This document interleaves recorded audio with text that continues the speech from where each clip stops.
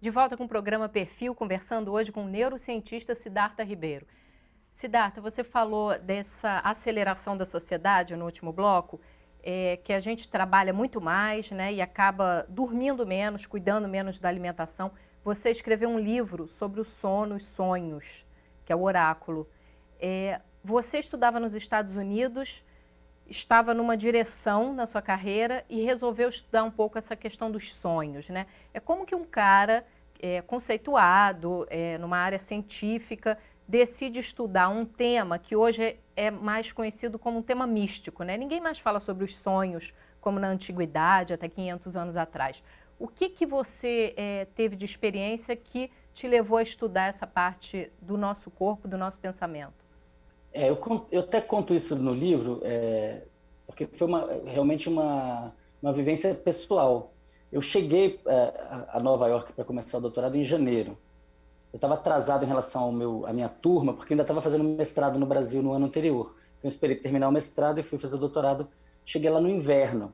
Então, o que eu encontrei foi uma situação adversa, porque estava escuro a maior parte do tempo, muito frio, eu conhecia pouquíssimas pessoas e meus colegas já estavam há 6 meses estudando bastante. Então, quando eu cheguei, eu não estava entendendo quase nada. Então, eu ficava muitas horas de escuro todos os dias. Nunca estava acostumado àquilo, nunca tinha passado por aquilo. E como meu corpo começou a dormir em todos os lugares. Eu queria dar conta do serviço, eu queria assistir às aulas, queria fazer as coisas no laboratório. E tinha muito sono e muitos sonhos. E eu resisti, até que uma hora eu falei, bom, não tem jeito, então eu vou dormir. E eu fiquei dormindo janeiro, fevereiro, e quando foi em março, de repente, quando a primavera chegou, em muito pouco tempo, eu saí de uma situação de não estar entendendo quase nada, de não ter amigos, de não conseguir fazer as coisas no laboratório, de não conseguir assistir às aulas direito, de não conseguir fazer nada direito e só dormir. Eu passei para, me adaptei a essa nova condição, entendia tudo que estava falando nas aulas, conseguia ler os artigos, discutir com as pessoas, fiz um monte de amigos que eu tenho até hoje. Então, me chamou muito a atenção que aquela sonolência que aparentemente era um problema, aqueles sonhos vívidos que aparentemente estavam me tirando do que eu precisava fazer, na verdade estavam me preparando, me adaptando ao que eu precisava fazer. Quando eu percebi isso em mim, quando eu vivi essa experiência, eu falei, olha, isso aí é muito interessante, preciso saber quais são os mecanismos. O que aconteceu no meu corpo? O que aconteceu dentro das células? O que aconteceu com as proteínas, com os genes? E aí eu fui atrás dessa questão no início do doutorado como se fosse um projeto paralelo, enquanto eu fazia um projeto principal, que era no cérebro estudando a representação do canto no cérebro de pássaros, canouros. E aí, quando foi no final do doutorado, eu tinha esses dois projetos acontecendo, eles estavam dando certo, e aí eu resolvi seguir esse caminho do sono e até hoje é a linha principal do laboratório. Agora, durante todo esse estudo que você fez, o que você percebeu? Que quanto menos a gente dorme, porque tem pessoas que realmente insistem em dizer que dormem 3, 4 horas por noite e ficam super bem. Na verdade, isso é uma forma errada, né, de você cuidar do seu corpo. O tripé da saúde é sono de qualidade, alimentação de qualidade, exercício físico de qualidade. E, evidentemente, relações saudáveis, não tóxicas. Se você consegue fazer isso daí, você está bem de saúde. Claro, as pessoas podem ter problemas, podem ter acidentes, podem ter uma genética que predispõe a determinada doença, mas, em geral, se você fizer essas três coisas, você tende a homeostase, ao equilíbrio, a uma harmonia com o ambiente. E elas estão ligadas, inclusive, né? Muito do que acontece no sono depende da nutrição e depende do exercício. O sono está envolvido na produção de muitas proteínas importantes, tanto para os músculos quanto para o cérebro. Ele tem a ver com o seu fortalecimento físico, mas também tem a ver com o seu fortalecimento intelectual, emocional, com o processamento de emoções negativas. Então, o sono é extremamente importante. E a gente está vivendo uma epidemia de sono ruim. Sono ruim porque as pessoas ficam na tela horas demais e em horários absurdos. Sono ruim porque as pessoas estão se alimentando exageradamente antes de dormir, porque as pessoas estão ingerindo álcool antes de dormir ou abusando de remédios para dormir. ou fazendo exercício físico em demasia antes de dormir. Tudo isso interfere com o sono, ou porque tem apneia. Então tem várias maneiras, tem vários modos diferentes de você terminar com uma noite de sono mal dormida. E isso é muito ruim para a sua saúde, é ruim para a regulação emocional, é ruim para a questão cognitiva, você vai ficar com memória deficiente, pode ser um fator de risco para diabetes, para depressão, para obesidade, para doenças cardiovasculares e no longo prazo para o mal de Alzheimer. Então é um péssimo negócio dormir mal, bem ruim. E as pessoas acham que o sono é um banco com recursos infinitos, de onde elas podem sacar horas livremente. E não é. E elas vão pagar um preço agudo, de curto, de médio e de longo prazo, digamos assim. Agora, Siddhartha, para a gente chegar na fase do sono, em que a gente sonha, a gente precisaria dormir mais algumas horas, né? Aquelas 2, 3 horas de sono, você não tem aqueles sonhos com enredos maiores. As pessoas que dizem que não sonham, elas não lembram dos sonhos ou elas estão dormindo pouco? Bom, essa fase a qual você está se referindo é a fase do sono REM, movimento rápido dos olhos, que é dominante na segunda metade da noite. Então, se você for dormir às 8 da noite, lá para meia-noite você vai estar entrando nessa fase. Se você for dormir às 10 da noite, lá para as 2 da manhã. Mas, a rigor, quando você fecha os olhos para dormir, rapidamente você começa a sonhar. Só que não são sonhos, como você disse, com enredos complexos, não são sonhos nem longos, nem muito complexos na sua imagética em geral. Podem até ser, mas não são longos. Eles são como pequenos clipes. E aí depois você entra num sono profundo com poucos sonhos, quase sem sonhos, com alguns pensamentos, talvez. E aí, finalmente, na segunda metade da noite, esses sonhos mais intensos. Com exceção de um grupo muito restrito de pessoas que têm certos tipos de lesões neurológicas, quase todo mundo sonha toda noite. Várias vezes por noite. Então, o que acontece na maior parte dos casos, na imensa maioria dos casos, é que as pessoas não se lembram de que sonharam. E não se lembram de que sonharam porque não tem, na verdade, o hábito de se lembrar. Então, quando você cria o hábito, quando você desperta pela manhã e pensa o que foi que eu sonhei e relata isso, escreve isso, faz um áudio, conta para seu companheiro, sua companheira, seus filhos, enfim. Quando você socializa, tira de dentro de você aquelas impressões e comunica elas para alguém ou para si mesmo, para si mesma, isso reforça essas memórias. Então, cria-se uma retroalimentação positiva, um processo que vai puxando, uma memória puxa a outra. E aí você começa a desenovelar aquele enredo. E quando a pessoa faz isso todas as manhãs, o processo vai se tornando muito eficaz. Então, no começo ela lembra umas 2 linhas, depois ela lembra um parágrafo, depois ela lembra uma página, depois ela lembra 10 páginas.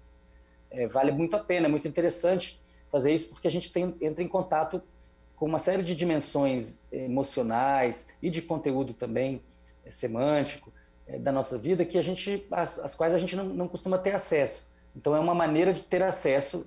E aí tem um outro nível do trabalho, que é o trabalho de imprimir intencionalidade. Não apenas se tornar uma boa lembradora de sonhos, mas também uma boa sonhadora no sentido de alguma maneira, alcançar determinados objetivos nos sonhos. Por exemplo, eu quero sonhar para encontrar uma ancestral minha. Eu quero sonhar para conversar com um professor que eu tive, para agradecer a ele como ele foi bacana comigo. Eu quero ou eu quero sonhar com a solução de um problema que eu tenho no meu trabalho, na minha família, no meu grupo de amigos, uma questão. Eu quero sonhar com essa solução. Os sonhos podem e devem ser usados nesse sentido, e eles foram usados nesse sentido em toda a antiguidade, Idade Média, você mencionou, e são utilizados assim por muitos povos que são exímios sonhadores, povos ameríndios, indígenas brasileiros, por exemplo. Esses grupos são muitos grupos praticam um onirismo intenso, né? Uma relação com os sonhos muito, muito fértil, está ligada à medicina, está ligada inclusive às relações políticas na comunidade. Muito importante o trabalho com sonhos em todos esses grupos ameríndios, assim como em outras partes do planeta. Agora, no mundo ocidental contemporâneo, pós-industrial, a gente tem muito pouco contato com sonhos, as pessoas estão ficando cada vez mais distantes. Quando você fala em sonhos, você geralmente está falando de uma aquisição material, uma coisa que a pessoa quer comprar, né? E não está mais falando da experiência mental privada, né, e tão importante de sonhar à noite. Você fala também de sonhos lúcidos, né? É possível treinar para ter esses sonhos? Sim, esses sonhos são treináveis, isso é sabido em práticas orientais há milênios, tanto no Yoga Nidra, na Índia, no Milan tibetano e várias outras vertentes, mas também entre os ameríndios, da América do Sul, da América do Norte, América Central. Os sonhos lúcidos são uma capacidade, são um modo de funcionamento do nosso cérebro e que, para quem é materialista e científico, significa uma maneira diferente de navegar as nossas memórias, o nosso inconsciente. Para quem tem espiritualidade metafísica, é um portal de comunicação, e para quem não sabe direito, é uma grande fronteira do conhecimento. Ou seja, você controlaria as ações nesse sonho? Eu queria que você falasse um pouquinho mais sobre isso. Isso. No sonho lúcido, a pessoa consegue controlar parcialmente ou totalmente o que acontece no sonho. Então, ela consegue materializar objetos, pessoas, lugares, realizar ações e fazer coisas muito impressionantes e muito emocionantes. É importante dizer isso. E os estudos científicos nos últimos 20 anos sugerem que os sonhos lúcidos são majoritariamente um fenômeno do sono REM, mas não apenas do sono REM. Eles são uma espécie de super sono REM, com maior ativação na região frontal. Essa região frontal está envolvida justamente nessas ações mais voluntárias, nessas tomadas de decisão, escolhas que a gente faz durante o dia o tempo todo, mas que nos sonhos a gente faz muito pouco. Aí no sonho lúcido você começa a fazer mais ao ponto de poder conduzir todo o enredo. Então você sai da situação de ser uma atriz de um filme cujo enredo você não conhece, que é um sonho normal, para uma atriz, diretora, roteirista e produtora da trama. É uma situação de não completo controle, porque na verdade esse controle é como andar de bicicleta, você pode se equilibrar, mas às vezes você sai um pouco do equilíbrio. Então não é que você chega lá e ele se estabiliza, ele na verdade é uma construção mental que vai se desenvolvendo. Então o aprendizado do sonho lúcido, ele não é só o aprendizado de chegar a esse estado, mas de manter esse estado. Agora, Siddhartha, as pessoas que ingerem remédio para dormir durante uma vida inteira, elas conseguem ter esse sono de qualidade? Elas lembram de sonhos? Qual é a diferença desse sono provocado por remédios? Olha, o sono provocado por remédios, eu diria que tem duas grandes categorias. Tem os remédios que são ligados ao neurotransmissor chamado GABA, que é um neurotransmissor inibitório, que faz os outros neurônios se aquietarem, se silenciarem. Então, esses remédios, eles produzem um simulacro de sono, alguma coisa entre o sono e a anestesia, é uma coisa que vai na direção de ondas muito lentas no cérebro. Se você estiver registrando os potenciais no córtex cerebral, você vai perceber nesse momento ondas lentas, e com esses remédios, ondas ainda mais lentas. Então, é um grande apagão. É muito bom para esquecimento, mas não é muito bom para lembrar ou criar novas ideias. Ele é muito bom para você se esquecer do que não tem que lembrar. Isso é legal. Mas e você também precisa, além de esquecer o que não precisa lembrar, você precisa lembrar o que precisa lembrar.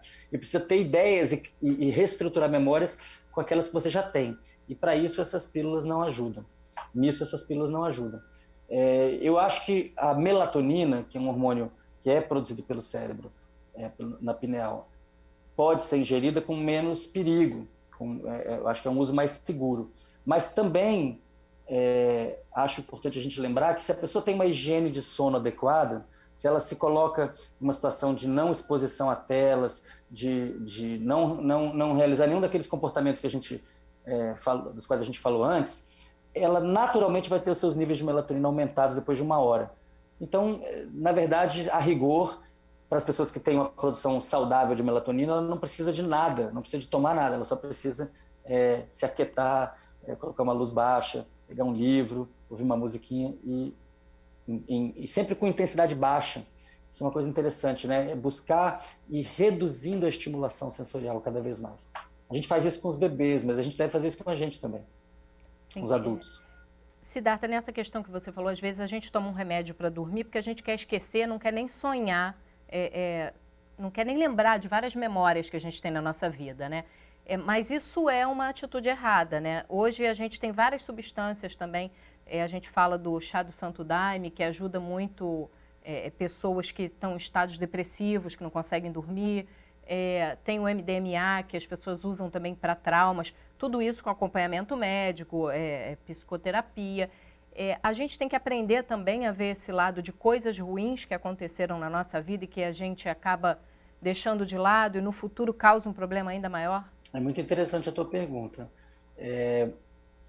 Remonta, digamos assim, a 120 anos atrás, né, essa ideia de que um trauma, alguma memória negativa pode virar um problema na sua vida, um sintoma, alguma coisa que te incomode. Isso está lá no Freud, isso está lá no Jung, e essa ideia de que então as memórias são cicatrizes, e que uma cicatriz mal cicatrizada vai doer, vai ter problema.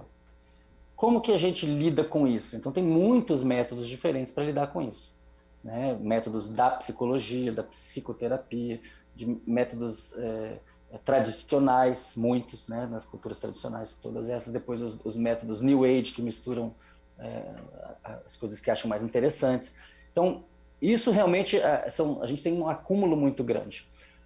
O advento da ressonância magnética funcional, a possibilidade de você olhar para o cérebro de uma pessoa de maneira global e ver o que está mais ou menos se ativando ou desativando, isso também esclareceu muito para a gente sobre o que pode estar ocorrendo com pessoas que estão deprimidas ou com dificuldade de um engajamento positivo com a realidade.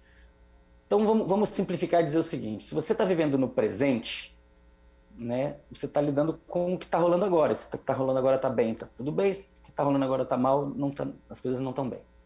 Se você está pensando no passado, você está vivendo coisas que já não estão mais lá. Se elas eram muito boas, frequentemente isso te entristece, porque você já não está vivendo o que era bom. Se elas são muito ruins, isso te entristece ainda mais, porque você viveu aquilo dói. Então, em geral, quem fica olhando para o passado tem grande chance de ficar triste. Estou simplificando muito aqui. Uhum. Claro, você pode estar olhando para o passado e falar, pô, que legal que eu fiz isso, que legal que eu fiz aquilo. Isso é possível, mas não é frequente.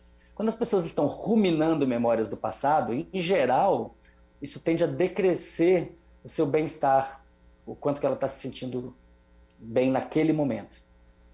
Tem uma outra maneira de viver, que é olhar para o futuro. Olhar só para o futuro, porque ainda não é, porque pode ser, porque virá. Isso pode ser muito interessante, porque você vai construir coisas novas e é legal, mas tem outro lado, que isso pode provocar muita ansiedade. Você está vivendo um negócio que ainda não rolou, mas que vai rolar, e aí, quando é que vai? E aí a pessoa não está nunca no momento presente. Essas substâncias que você mencionou, o chá do Santo Daime, o asca vegetal, e por outro lado o MDMA, que é uma substância pura, sintetizada no século XX, são dois exemplos de substâncias fortemente antidepressivas. A razão pela qual essas substâncias são antidepressivas não tem a ver só com a substância. Você falou muito bem aí da questão da psicoterapia ou do ritual. Então, essas substâncias, elas não agem em si mesmas, elas não vão ter os efeitos desejados, elas necessitam um contexto, que é um contexto terapêutico. Então, em geral, não se fala na terapia com essas substâncias, mas se fala de uma psicoterapia assistida por essas substâncias. Claro, no caso da ayahuasca, é uma mistura de duas plantas que tem uso legal no Brasil desde os anos 80. Né? Seja na União do Vegetal, seja no Santo Daime, seja na Barquinha, ou em muitas outras tradições, inclusive aquelas que vão diretamente à fonte, que são os indígenas amazônicos, como os Runicuim.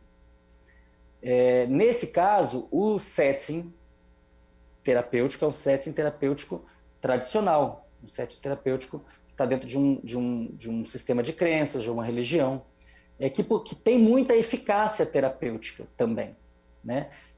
Tudo isso contribui para a eficácia terapêutica. Hoje, essas substâncias que são agonistas do receptor da serotonina, que são substâncias que agem no receptor da serotonina, são a melhor promessa para lidar com depressão e trauma na psiquiatria. Estou falando da psiquiatria convencional, ela está abraçando essas substâncias, e essa ciência foi feita nos últimos 20 anos. Aqui no Brasil a gente tem algumas pessoas, Aqui no Brasil a gente tem algumas pessoas que são importantes nesse assunto do ponto de vista da pesquisa. Eu citaria o professor Draulio de Araújo, do Instituto do Cérebro, na pesquisa com ayahuasca e depressão, o professor Jaime Alec, em Ribeirão Preto, com ayahuasca e depressão. Eu citaria o pesquisador Eduardo Schemberg, que fez o estudo pioneiro com MDMA no Brasil, replicou os estudos feitos nos Estados Unidos. Então, hoje é uma nova realidade, a psiquiatria está lançando mão desses remédios, mas é importante que as pessoas entendam que não se trata simplesmente de uma substância, mas de uma psicoterapia assistida por substância. Eu vou falar com você um pouquinho mais sobre essas utilizações no próximo bloco, que a gente precisa fazer um intervalo. Daqui a pouco a gente volta, tá? O programa Perfil volta em 1 minuto. Fique com a gente.